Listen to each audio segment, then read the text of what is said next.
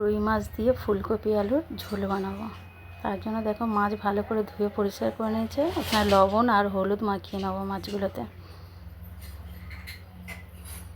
লবণ আর হলুদ তো মাখানো হয়ে গেছে। এবার এখানে আমি কড়াই গরম হয়ে গেছে, কড়াইতে দিয়ে দেবো সর্ষের তেল পরিমাণ মতো। আর এখানে কিছুটা আমি গোটা জিরে, তারপর আদা, শুকনো লঙ্কা, কাঁচা লঙ্কা বেটে নেব। তেল গরম হয়ে গেছে, এবার আমি মাছ ছেড়ে দেবো। আর বাটা আমার হয়ে গেছে। দেখো মাছের ওই পিঠটা ভাজা হয়ে গেছে, মানে মাছগুলো উল্টে দেবো। এইভাবে আমি সব মাছগুলো ভেজে নেব। ভাজা হয়ে গেছে, মাছ তুলে নেব।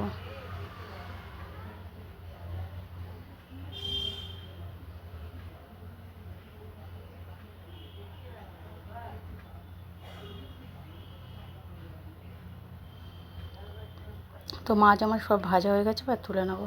কিছুটা ফুলকপি নিয়েছিলাম, ফুলকপিগুলোকে আমি একটু ভাপিয়ে নেব লবণ আর হলুদ দিয়ে। দেখো ভাপানো হয়ে গেছে। আর এখানে মাছ সব ভাজা হয়ে গেছে। আর কড়াইতে পরিমাণ মতন আর সর্ষের তেল দিয়ে আলুগুলো ভেজে নেব। পরিমাণ মতো লবণ দেবো আর হলুদ গুঁড়ো দেবো।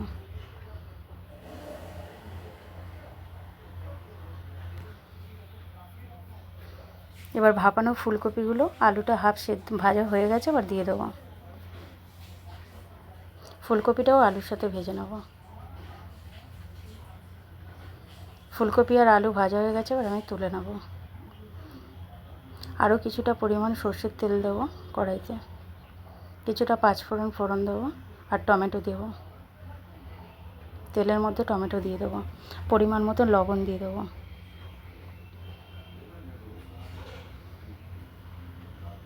দেখো টমেটো একদম তেলের সাথে গলে গেছে। এবার আমি যে মশলাটা করে বাটাটা করে রেখেছিলাম ওটা দিয়ে দেবো। আদা, জিরে, শুকনো লঙ্কা বাটা, পরিমাণ মতন হলুদ গুঁড়ো, লঙ্কার গুঁড়ো দিয়ে দেবো। আর সামান্য একটুখানি জল দিয়ে মশলাটাকে ভালো মতন কষিয়ে নেব। দেখো মশলাটা একটু কষানো হয়ে গেছে, এবার আমি ফুলকপি আর আলুটা দিয়ে দেবো। এবার ফুলকপি আর আলুটা মশলার সাথে ভালো মতন কষিয়ে নেব।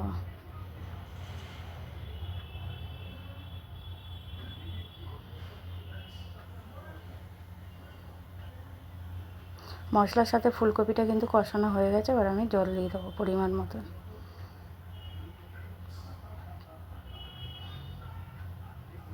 কিছুক্ষণের জন্য আমি ঢাকা দিয়ে দেবো। দেখো মাছের ঝোলটা ফুটে গেছে আর আলু ফুলকপি সব সেদ্ধ হয়ে গেছে। এবার আমি মাছ দিয়ে দেবো।